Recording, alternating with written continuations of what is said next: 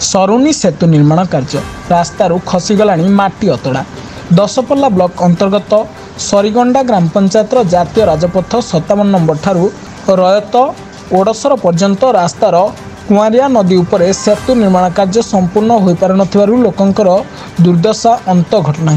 सेतु बिना प्राय 500 लोकंक life line कहुवा ए रास्ता वर्षा हेले 500 इलाका भली मन होछि। आंबुलांस तो दूर कथा चाली चाली जीवा असंभव हो पड़ुछि। इतिमध्यरे कार्य किछि दिन त्वरान्वित होइतिले हैं कार्य संपूर्ण होबार विलंब होछि।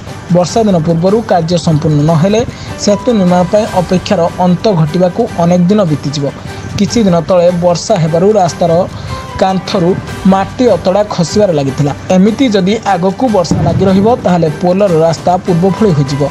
एथिप्रति विभागीय उच्च कर्तृपक्ष दृष्टि देवा अनिवार्य हो पड़िछि। तबे देखिया बाकी रहिला केबे या उपरे दृष्टि दिया जाउछि। दशपल्लारू बलभद्र करंक report black hit news Odia.